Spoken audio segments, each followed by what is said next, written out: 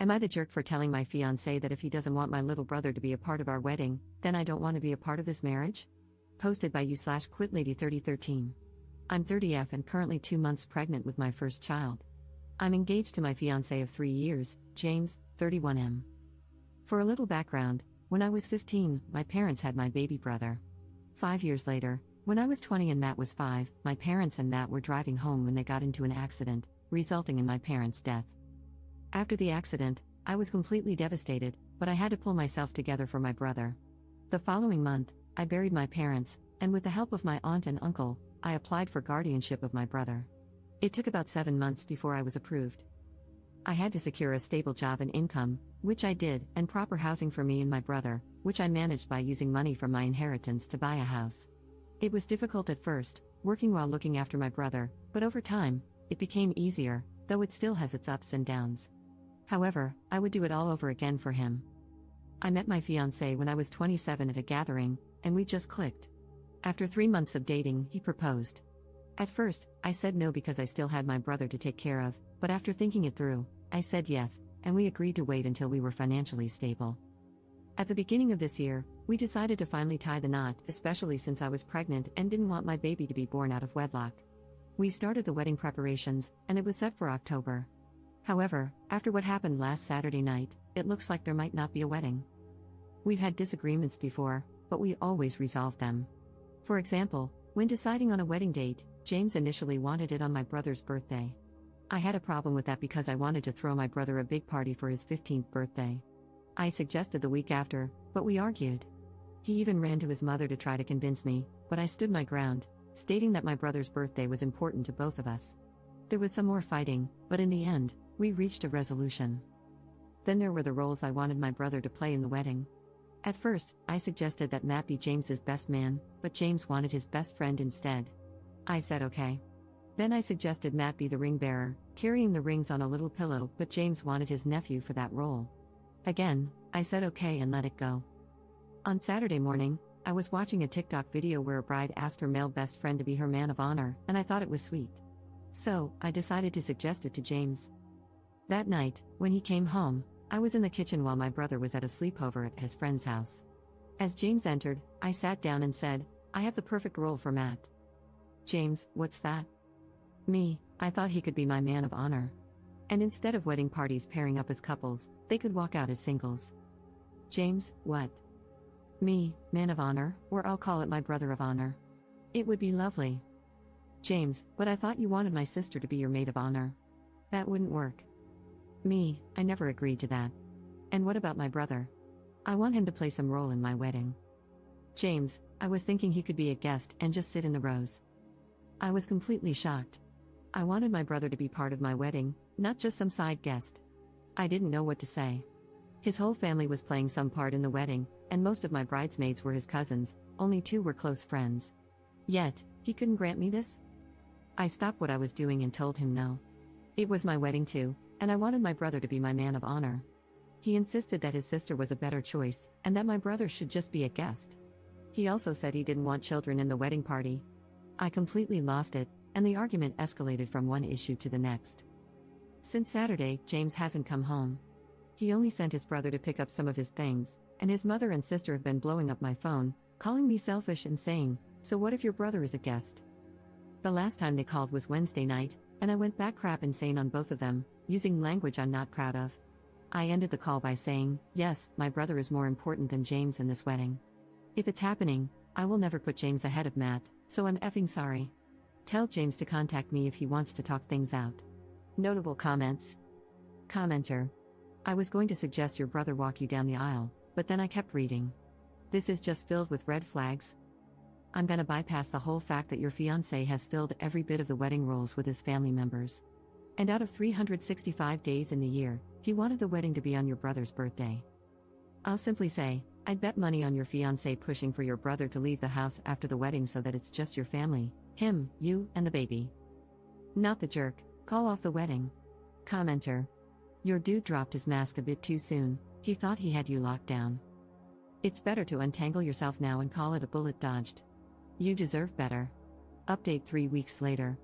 Hello everyone, I'm very sorry I didn't get to update you earlier due to being busy with work, canceling all my wedding preparations, and preparing Matt for sports camp. I want everyone to know that I will not be marrying James. We broke up. Well, on Friday, the week after posting my original post, I got a message from James asking to meet and talk. I agreed, but only if I could choose the day, which he accepted. I picked Sunday since I knew Matt wouldn't be home all day. After notifying James, he arrived around midday with his mother. I was shocked when I opened the door and let them in. They sat in my living room without saying a word for a few seconds, making the moment even more awkward. Then James finally spoke, saying he was sorry for leaving and staying away because he needed time to think. His mother then started condemning me, saying I wasn't acting like a future wife and that I should consider my future husband's thoughts, along with many other comments. She said to me, I'm disappointed in you. You're getting married, and you need to stop acting like this toward your future husband. I scoffed at that, then turned to James and asked what his problem with my brother was. It turned out his issue was that I was giving more attention to my brother than to him. He sat there silently for a while before finally stating that he wanted a life with me and our unborn child, but not with Matt. I felt utterly disgusted as he continued, explaining that after the wedding and the baby's birth, he thought he could convince me that raising both a baby and a teenager would be too difficult for us. He said it would be best for me to send Matt to live with my uncle and aunt, though he would allow me to continue supporting Matt financially. I was completely shocked. Before he could say anything else, I told him, sorry, but no, that isn't happening. My brother isn't going anywhere. I stood up, took off the ring, handed it back to him, and told him it was over. Both he and his mother immediately started arguing, saying I didn't have to do that, and that I would regret my decision. James began crying, begging me to reconsider, but I simply walked to the door, opened it, and gestured for them to leave. A few minutes passed before they finally walked out, with James still crying and pleading while his mother called me nasty names. Later that evening, his sister and mother blew up my phone, cursing me out. I only responded to tell them to have James come pick up his remaining belongings. There are a few things I would like to respond to. 1. I saw many asking why I didn't choose Matt to walk me down the aisle. I gave my uncle, my father's older brother, the role because, after the funeral, he was there helping me obtain guardianship, and has been there over the years for both me and Matt. 2. Many of you advised me to terminate so I wouldn't have any ties to James, but I'm sorry, I had to think it through, and I don't want a termination. I decided to carry the baby to full term. 3. As many of you stated, I should sit down and talk to my brother to see if James ever mistreated him when I wasn't around, which I did. However, he said no, that James mostly ignored him, and he did the same. Plus, I also told him that the wedding is off. Relevant comments. Commenter. Get a lawyer now or leave the state before the baby is born. You do not want to deal with these people any more than absolutely necessary. Ops response. I will consider those options, but right now, I will focus on the pregnancy, my health, and my brother. Commenter. You've absolutely done the right thing in protecting Matt. But my question now is, what are you going to do about the baby since you're carrying to term? Are you going to give the baby up for adoption? Are you going to try to co-parent with James and his crazy family, who he clearly can't keep out of his business? Ops response. Thank you, but it's a no for adoption. If James doesn't step up, I've already raised a child alone, and I can do it again. Commenter. The problem isn't whether James steps up or not, he'll fight for custody because of his mother, and once he has some, your kid is going to spend 100% of James's custody time with his harpy mother, who will be feeding them a whole lot of lies about you, directly. This is going to be very, very hard for you to avoid because if he fights for custody, even across state lines, he will almost definitely get it. Once the kid is in his custody, he will let his mother do whatever she wants. And if he's taking the kid out of state every summer, all summer, you have a very real problem on your hands regarding what they're going to tell them about you for 2 solid months.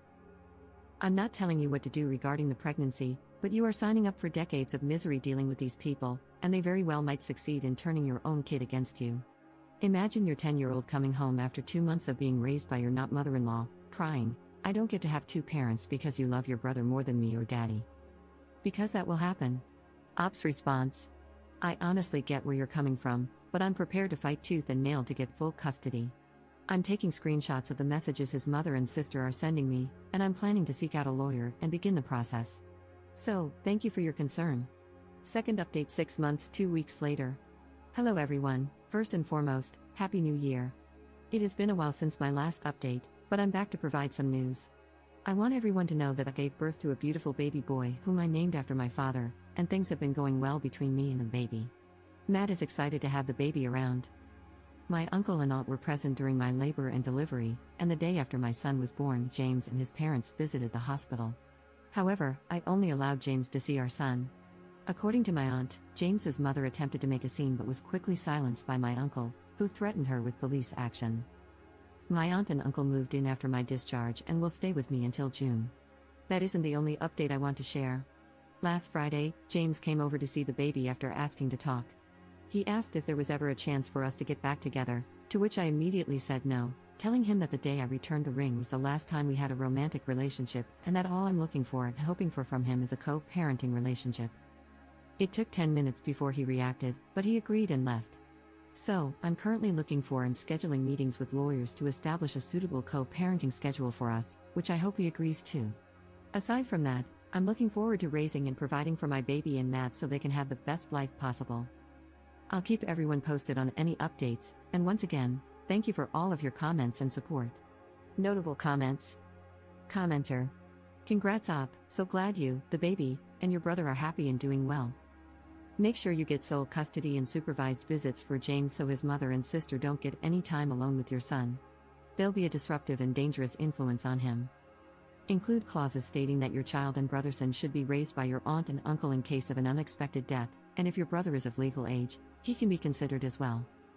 Don't underestimate the grandma or sister, they'll dig in for a fight, and I wouldn't be surprised if they tried to abduct him if they thought they could get away with it.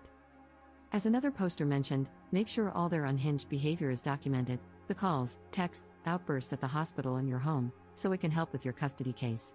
Even consider a restraining order against those two harpies for all the abuse they heaped on you while you were pregnant.